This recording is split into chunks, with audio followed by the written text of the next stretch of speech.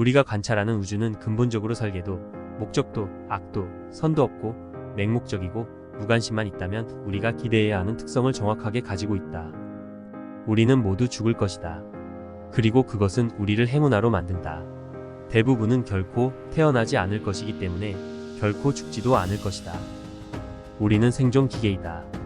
유전자라고 알려진 이기적인 분자를 보존하도록 맹목적으로 프로그래밍된 로봇 차량이다.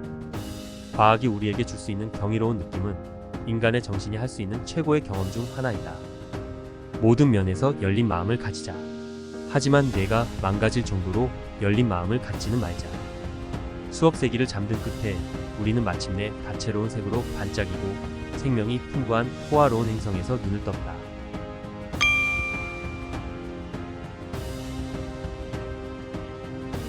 영국의 진화 생물학자 리처드 도킨스의 이기적 유전자는 진화론에 대한 획기적인 이론을 제시한 책으로 출간 당시 큰 반향을 일으켰다.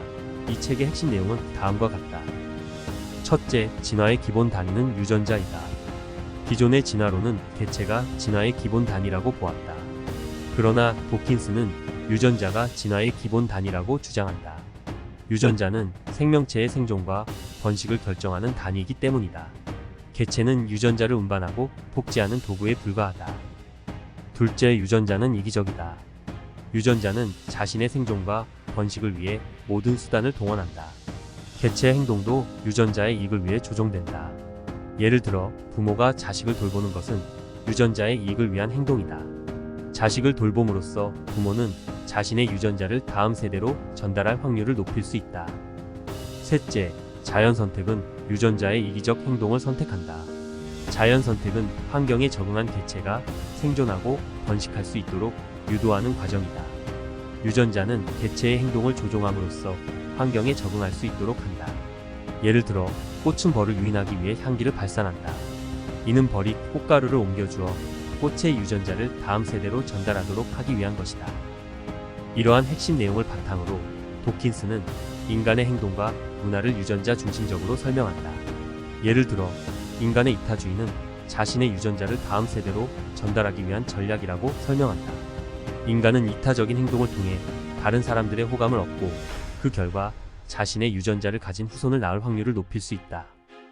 이기적 유전자는 진화론에 대한 새로운 시각을 제시했다는 점에서 큰 의의를 지닌다. 그러나 이 책은 인간의 행동을 지나치게 이기적으로 해석한다는 비판을 받기도 한다. 인간의 행동은 유전자뿐만 아니라 환경, 문화 등 다양한 요인에 의해 영향을 받는다는 점을 고려할 필요가 있다. 이기적 유전자는 출간 이후 생물학, 철학, 심리학 등 다양한 분야에 큰 영향을 미쳤다.